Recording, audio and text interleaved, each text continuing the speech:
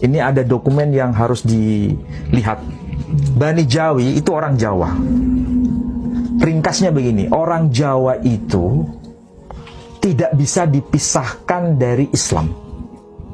Orang Jawa itu tidak bisa dipisahkan memori kolektifnya dengan sosok yang bernama Ismail. Nabi Ismail. Orang Jawa itu tidak bisa dipisahkan dari sosok yang bernama Aji Soko. Aji Soko. Aji Soko itu nenek moyangnya orang Jawa. Nama aslinya adalah Joko Sengkolo.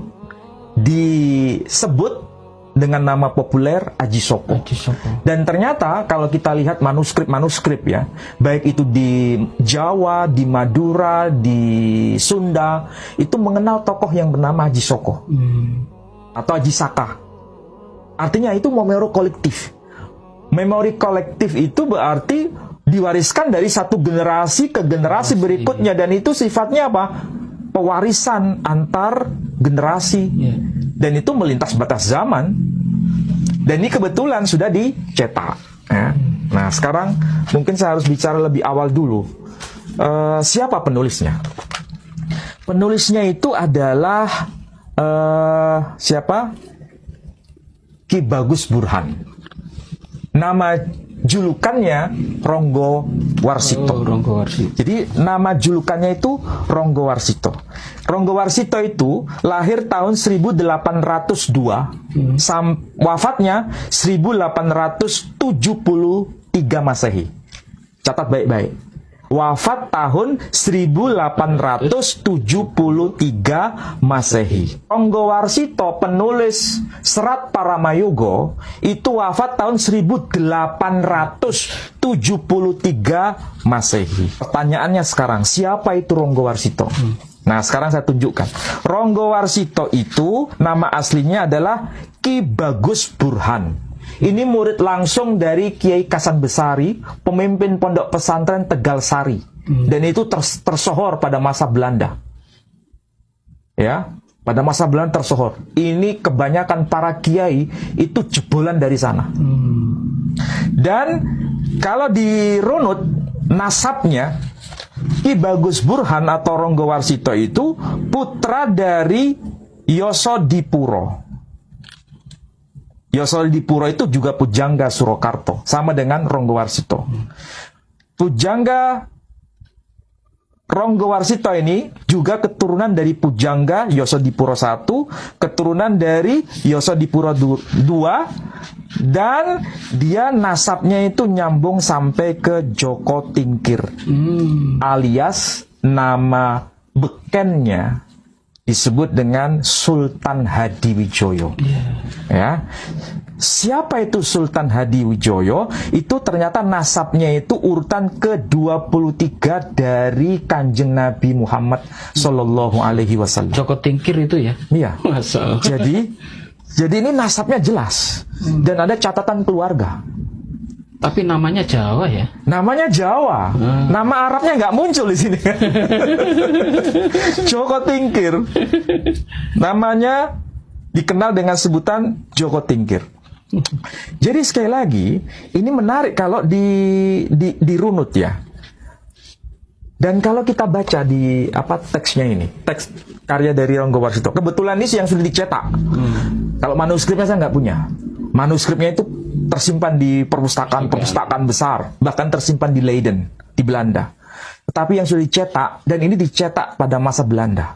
Udah lama sekali. Oh ya, saya harus hati-hati pegang ini Pak Edi. Tulisan apa ini? Nah, ini tulisan Jawa Pak Edi. Saya harus hati-hati. Nah ini ya, judulnya Paramayogo. Ini tulisannya Serat Paramayogo. Ya, judulnya. Nah, sekarang lihat di sini. Saya harus hati-hati dulu supaya nggak sobek. Aduh. Dan saya punya rencana untuk menerbitkan ulang buku atau ini. di scan itu Pak Ari? Iya, harus di scan. Supaya nanti kalau di scan nggak dibolak-balik lagi kan. Iya. Kalau nggak di scan nggak bisa.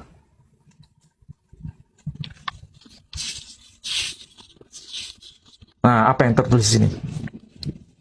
Nah, di sini. Ini muncul nama tokoh yang sedang jelaskan. Nama tokohnya adalah Aji Soko. Ya, Aji Soko. Aji Soko itu siapa? Aji Soko itu keturunan dari Prabu Sarkil. Prabu Sarkil itu siapa? Nanti ada teksnya ya. Di sini ringkasnya di sini dimulai dengan ini. Kacarios ing kacarios ingkang. Apa maksudnya kacarios ingkang? Setelah diceritakan di dalam apa itu? Kitab Soro. Kitab Soro. Ya, Kitab Soro. Nama teksnya itu Kitab Soro, itu bukan bahasa Arab kayaknya. Dan itu PR bagi orang Jawa yang mengaku Bani Jawi. Tolong cari Kitab Soro karena itu menjadi rujukan dari Ronggowarsito. Bahkan disebutkan Kitab Miladuniren juga. Nah, disebutkan Kitab Miladuniren. Ada teksnya. Dan di sini siapa itu Prabu Sarkil? Sang Prabu Sarkil wau terahipun Kanjeng Nabi ngismangil. Jadi Prabu Sarkil itu masih keturunan dari Nabi Ngismangil. Sementara Aji Soko itu nasabnya nyambung dengan si Prabu Sarkil, dan Prabu Sarkil keturunan dari Nabi Ngismangil. Dan Aji Soko itu datuknya orang-orang Jawa. Makanya di dalam teks yang terakhir di sini ya disebutkan Aji Soko ngajawi. Aji Soko menjadi orang Jawa. Jadi Aji Soko itu menjadi orang Jawa, hilang asal usulnya itu kayak apa sudah jadi Jawa, menjadi Jawa sudah. Dan itu menurunkan orang-orang Jawa ya. Jadi kalau orang Jawa ketika memori kolektifnya itu disambungkan kepada Ismail, tidak mungkin orang Jawa itu tidak Muslim. Karena mereka kalau sudah menjadi Jawa itu merasa dirinya keturunan Ismail. Dan siapa itu Ismail? Nabi Ngismangil. Orang Jawa itu kan nggak bisa menulis Ismail tapi Ngismangil. Alhamdulillah. Ya, jadi dan di sini Pak Edi kalau tahu ya, ternyata Aji Soko itu nanti bertemu dengan Kanjeng Nabi Muhammad Sallallahu Alaihi Wasallam. Kayaknya ini ya, meskipun boleh jadi orang-orang itu meragukan itu mitos barangkali ya. Itu maksudnya Nabi Ismail ketemu Nabi Muhammad gimana itu? Oh bukan. Aji Soko itu ketemu Nabi Muhammad Sallallahu Alaihi Wasallam. Entah itu mitos atau bukan, tapi yang jelas itu ada memori kolektif bahwa orang Jawa yang ada hubungan dengan Aji Soko itu ternyata pernah ketemu dengan Nabi Muhammad Sallallahu Alaihi Wasallam. Masih satu nasab itu berarti ya. Dan Nabi Muhammad kan keturunan Nabi Ismail. Aji Soko keturunan Nabi Ismail. Jadi kalau orang Jawa mengaku dirinya keturunan Aji Soko, logikanya nggak mungkin menjadi non-Muslim. Pasti menjadi Muslim. Ini dokumen. Dan dokumen ini bagian dari memori kolektif. Tapi ini PR bagi orang Jawa. Pak Edi orang Jawa bukan? Iya. Bani Jawi. Harus mencari kitab Miladuniren yang dijadikan acuan oleh siapa? Raden Ngabe Ronggowarsito itu. Dan kitab Soro. Kitab apa itu? Apa itu ya?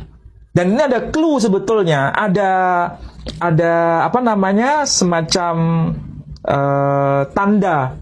Tinggal dicari aja kitabnya. Namanya sudah disebutkan. Iya, karena ini kan sebetulnya kalau dikatakan Aji Soko ada hubungan dengan Nabi Ismail, itu kan jaraknya jauh. Iya. Nasabnya kan nggak nyambung. Siapa anaknya siapa. Dan itu harus dicari kitabnya itu. Oh, tertulis di